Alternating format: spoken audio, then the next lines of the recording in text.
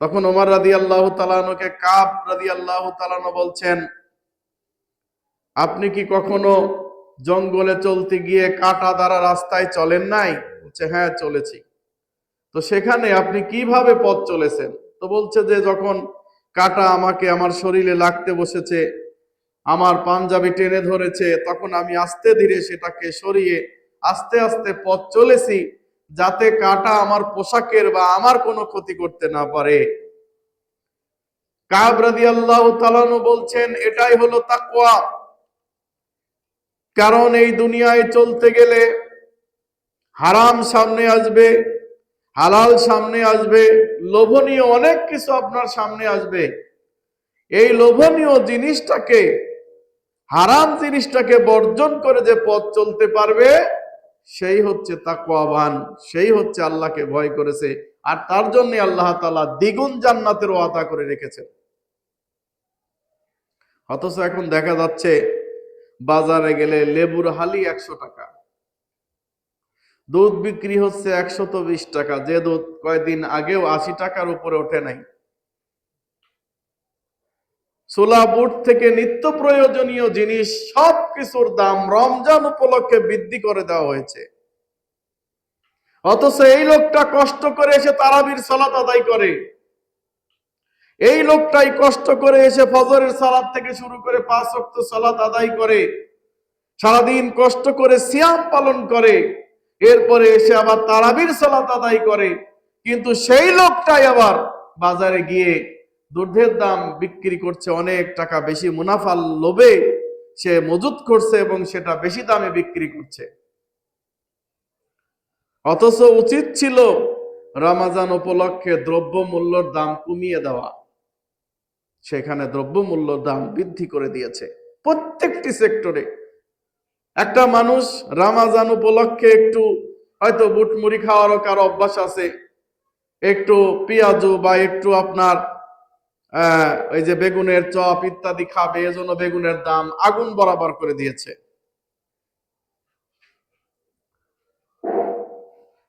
বিভিন্ন জিনিসের দাম মানুষের লাগামের বাইরে দিয়ে ফেলেছে। আর এরাই আল্লাহর কাছে মুক্তি চায়, যে আল্লাহ তোমার জান্নাত চাই। যখন জান্নাতের নাজ নিয়ামত সম্পর্কে বর্ণনা করা হয়, তখন সবাইকে যখন বলা হয় আপনি জান্নাত চান কিনা, তখন কেউ বলে না যে আমি জান্নাত চাই না, সবাই জান্নাত চায়। সবাই জান্নাত চায়, কিন্তু জান্নাতের আমল কেউ করতে চায় না। রাসূলুল্লাহ সাল্লাল্লাহু আলাইহি ওয়াসাল্লাম বলছেন আস-সাওমু লি, সিয়াম আমার জন্য রাখা হয়, ওয়া আনা আজিজি বিহি, আর এই সিয়ামের অর্থাৎ এই রোজার নেকি আমি নিজ হাতে দেব। সুবহানাল্লাহ। আল্লাহ তাআলা কখনো বলেন নাই যে নামাজের রোজা আমি নিজ হাতে দেব। যাকাতের পুরস্কার, নামাজের পুরস্কার, যাকাতের পুরস্কার, অন্যান্য সৎ আমলের পুরস্কার আমি আল্লাহ নিজ হাতে দেব বলেন নাই। কি বলেছেন? আস-সাওমু লি, সিয়াম আমার জন্য রাখা হয়, ওয়া আনা আজিজি বিহি, আর আমি নিজ হাতের প্রতিদান দেব। বলেন সুবহানাল্লাহ।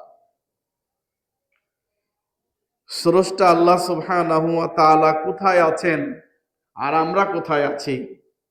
আমাদের চোখে একটা পিপিলিকা আমরা দেখতে পাই, তা তথাপিও কখনো কখনো পিপিলিকা আমাদের পায়ে পিষ্ট হয়ে মারা যায়, যায় কিনা? অথচ আল্লাহ সুবহানাহু ওয়া তাআলার কাছে আমরা পিপিলিকার চাইতেও ছোট, তাই না?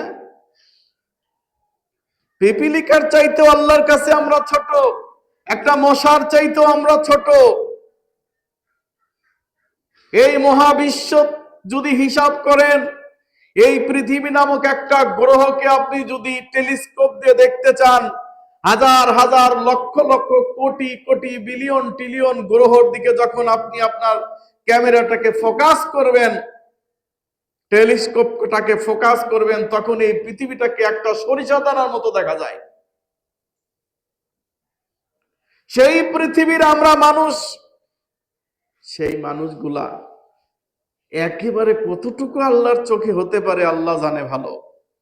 অথচ সেই আল্লাহ সুবহানাহু ওয়া তাআলা বলছেন আমি নিজ হাতে পুরস্কার দেব। শুধু তাই না, সারাদিন সায়েম ব্যক্তি, যে ব্যক্তি সিয়াম পালন করেছে, সারাদিন সিয়াম পালন করে বিকেলে মুখে দুর্গন্ধ হয়ে গেছে,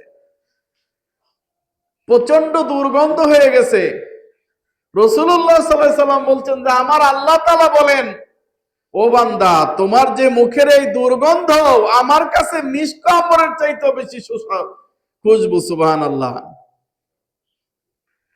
বান্দার মুখের দুর্গন্ধ, এই যে ব্যক্তি সিয়াম পালন করে, সায়েম অর্থাৎ যে রোজা পালন করে, রোজাদার ব্যক্তির মুখের দুর্গন্ধ আল্লাহ তাআলার কাছে মৃগনামী কস্তুরীর চাইতে, মিষ্ক আম্বরের চাইতে বেশি প্রিয়। সুবহানাল্লাহ।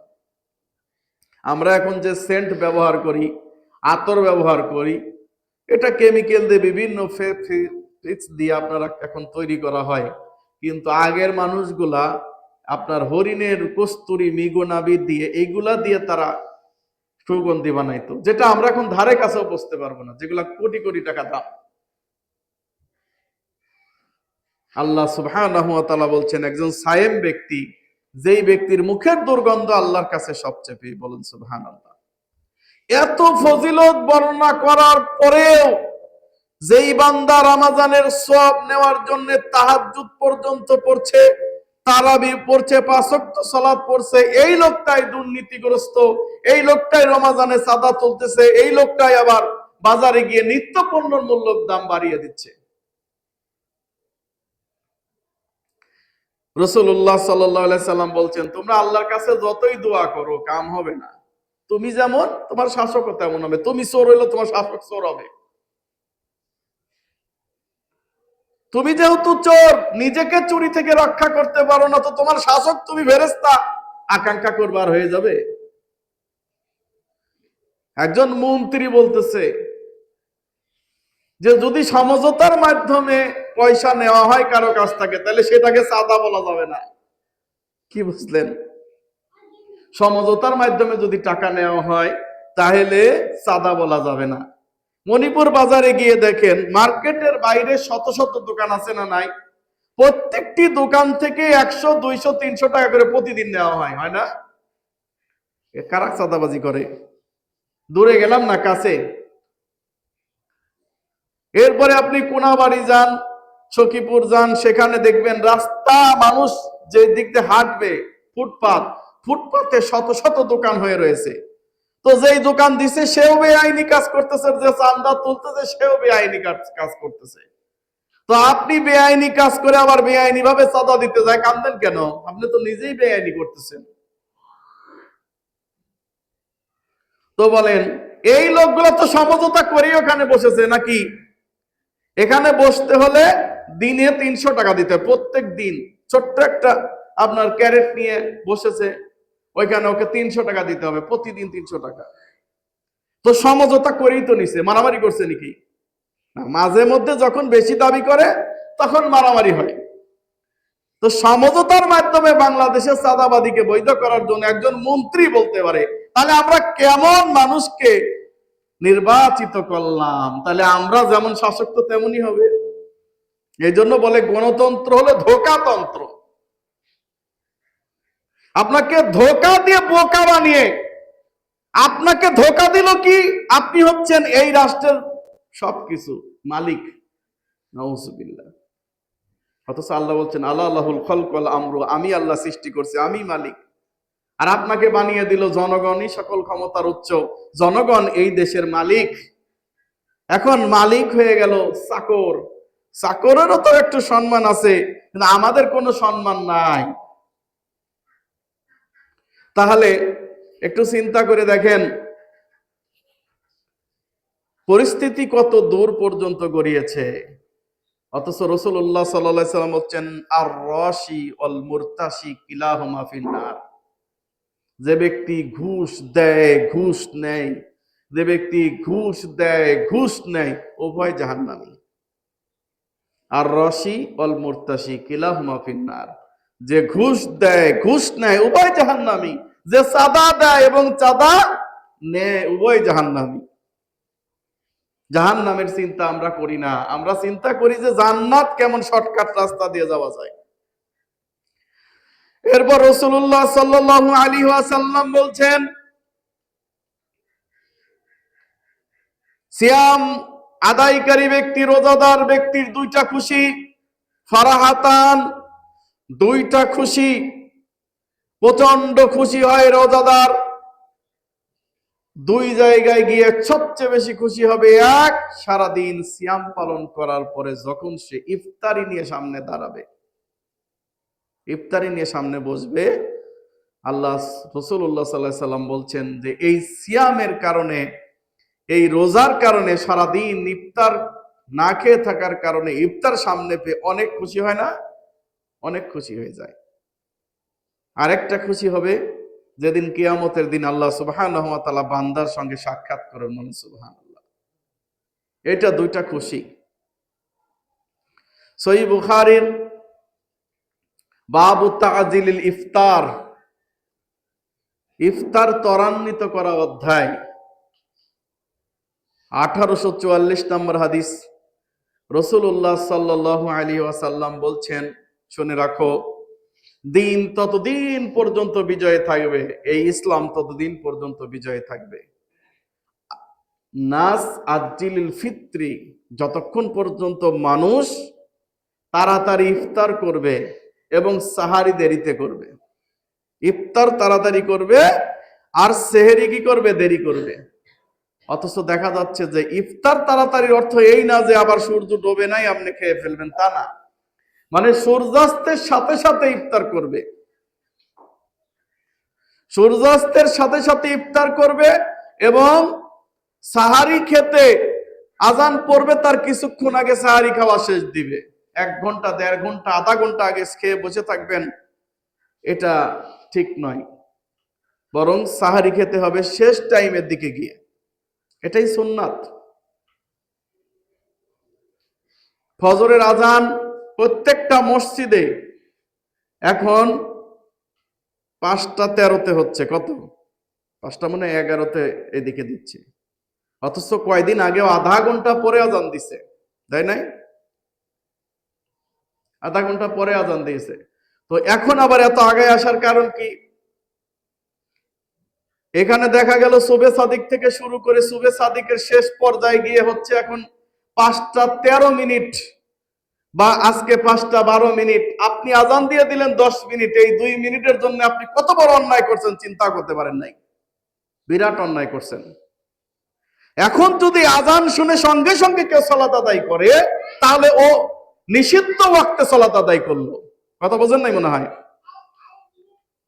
মানে ওয়াক্ত হয় নাই, আর আপনি যদি সালাত আদায় করেন, আমরা সালাত হবে, নামাজ হবে? ওয়াক্ত হয় নাই, জহরের রক্ত হয় নাই। ধরেন জহরের রক্ত এখন হয় 12টা, সম্ভবত 15 মিনিটে। আপনি কি করলেন? 12টায় জহরের সালাত আদায় করলেন, হবে? হবে না। আপনি পরে পড়লে হবে, আগে পড়লে হবে না। তো আপনি কি করলেন?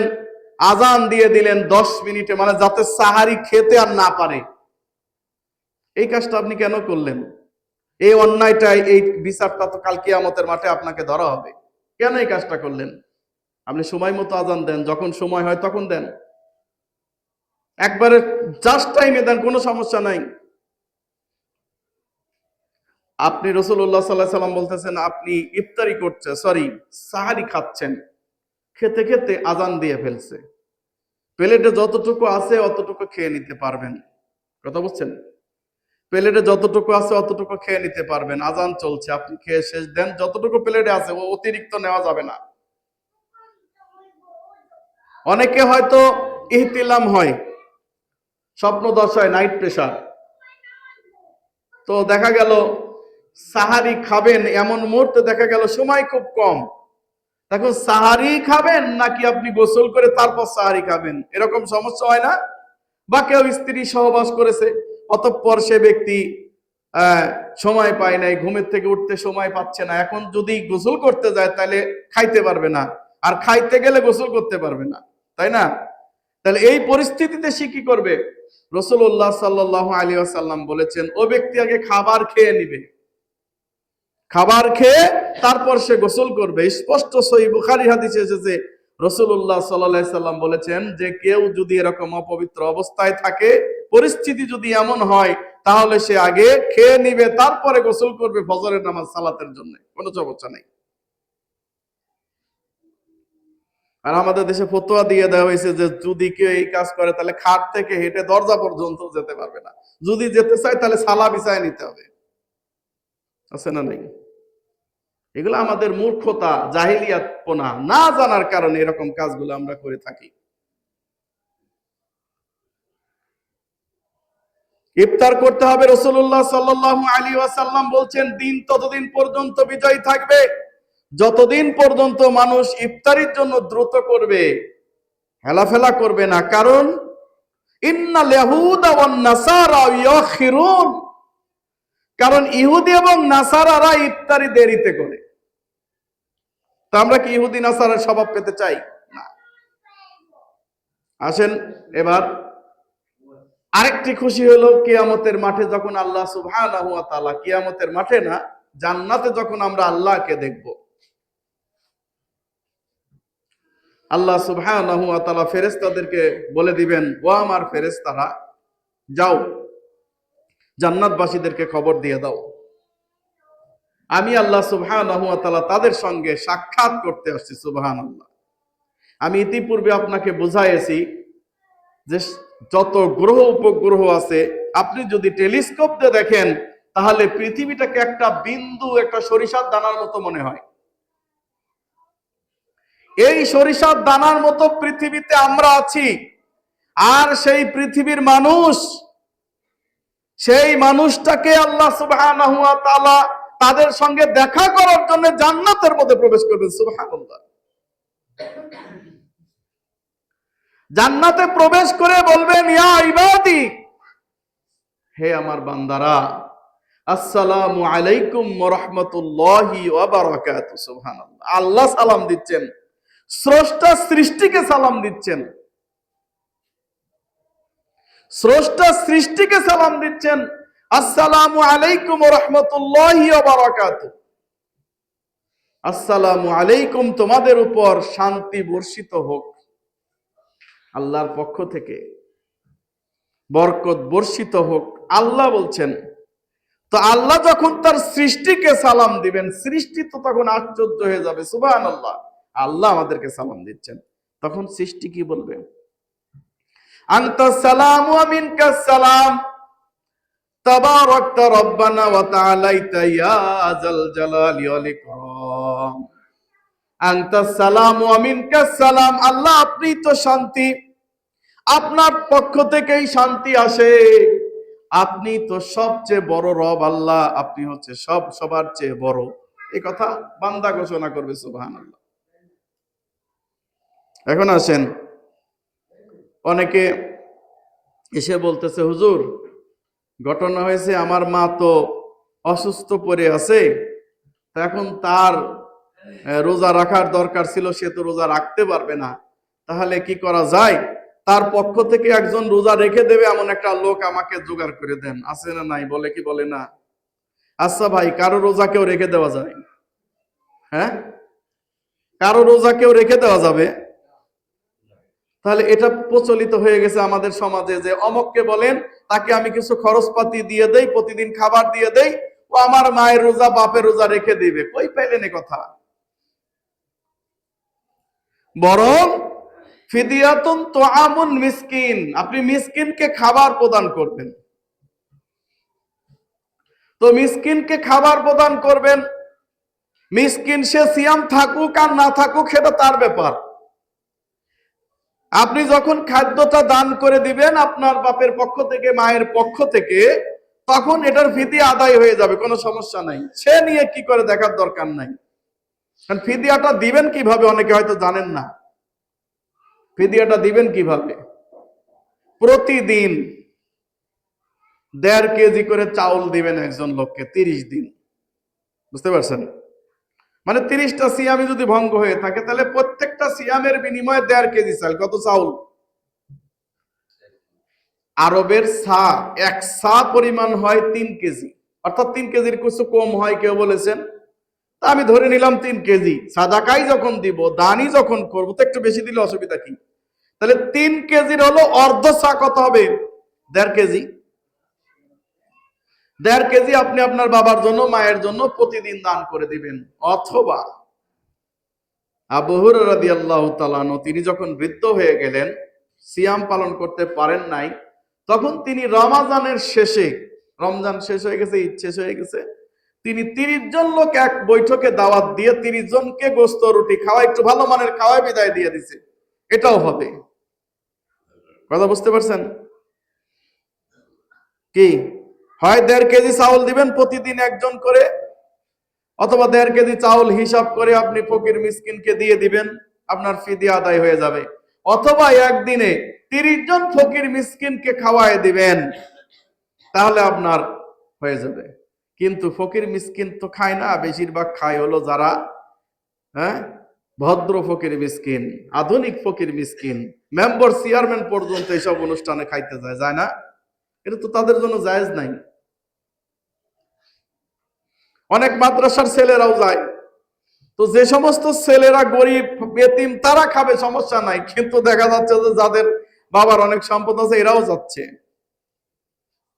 এটা তো ঠিক না। কারণ ফকির মিসকিনের যে খাবার সেটা সেই খাবে, অন্য কেউ খাবে না। এখন ফকির মিসকিনের খাবার যদি সেই বড়লোক যার অর্থ সম্পদ সব আছে সেও খায়, তাহলে সেই ছেলেটা আর কোনোদিন হক কথা আল্লাহর নবীর মেম্বারের উপর দাঁড়িয়ে বলতে পারবে না। ছোটবেলা থেকে সে হারাম খেয়ে অভ্যস্ত হয়ে গেছে। আল্লাহ মাফ করুক।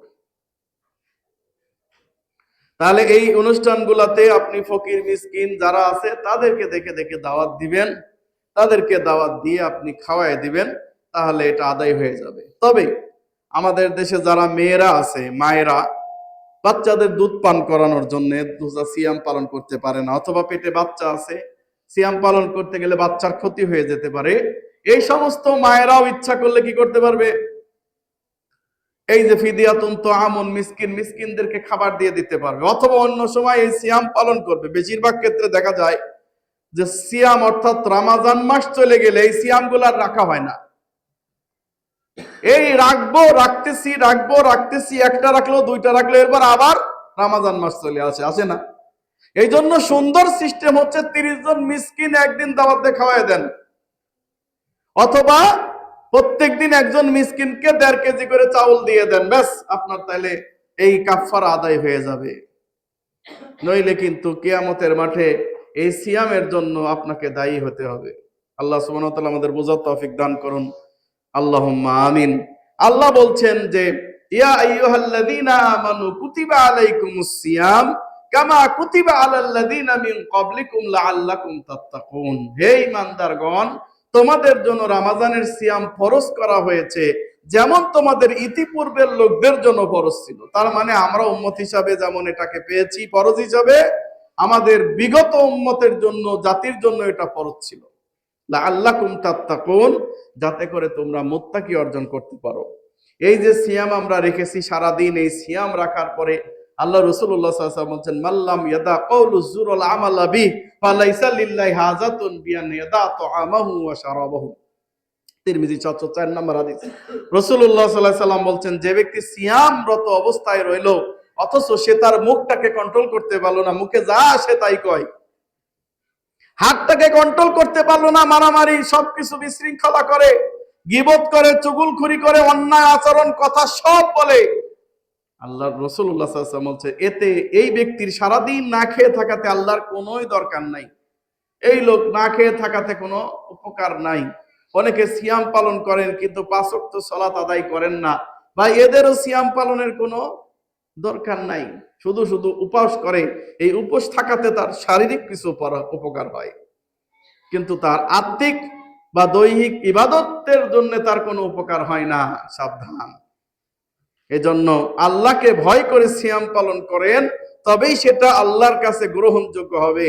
আল্লাহর ভয় যদি এতে না থাকে তাহলে সেটা গ্রহণযোগ্য হবে না। এবার আসেন, সিয়াম পালন করে আপনার কিছু কর্তব্য আছে, তা হচ্ছে আল্লাহর নবী সাল্লাল্লাহু আলাইহি সাল্লাম এই মাসে বেশি বেশি দান সাদাকা করতেন।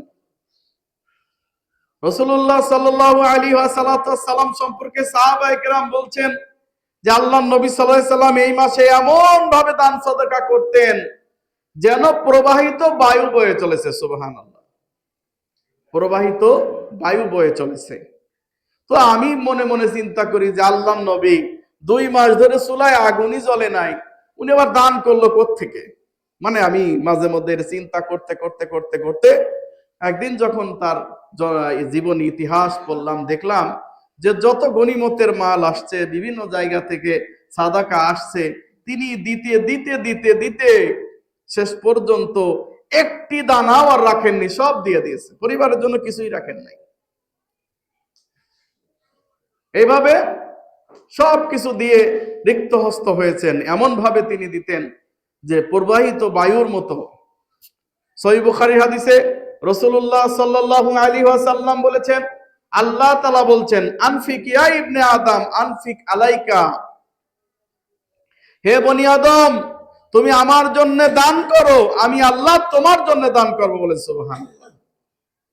আজকের রাষ্ট্রপতি, প্রেসিডেন্ট বা প্রধানমন্ত্রী এসে যদি এলাকায় বলে, এই ছেলে তোমাকে বললাম তুমি তালতলিতে এইটা দিয়ে আসো তো, আপনি কোনো কিছু চিন্তা না করে আপনার যত সম্পদ আছে সব দিয়ে আসবেন, কারণ প্রেসিডেন্ট বলেছে, প্রধানমন্ত্রী বলেছে আমি এটা দিয়ে দিলে আমি অনেক বেশি পাবো।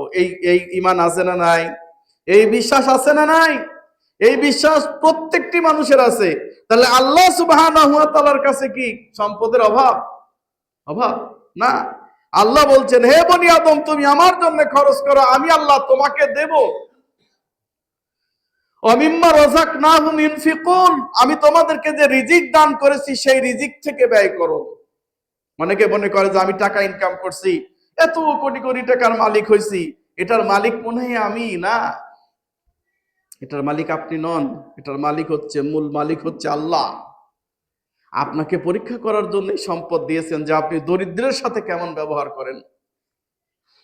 একজন ব্যক্তি যদি একজন সায়েমকে, রোজাদারকে ইফতারি করায়, তাহলে ওই সিয়াম পালনকারী সারা দিন রোজা থেকে যে সওয়াব অর্জন করেছে, ওই ব্যক্তি ওই সিয়ামকারী সম্পূর্ণ সওয়াব সে পেয়ে যায়। বলেন সুবহানাল্লাহ।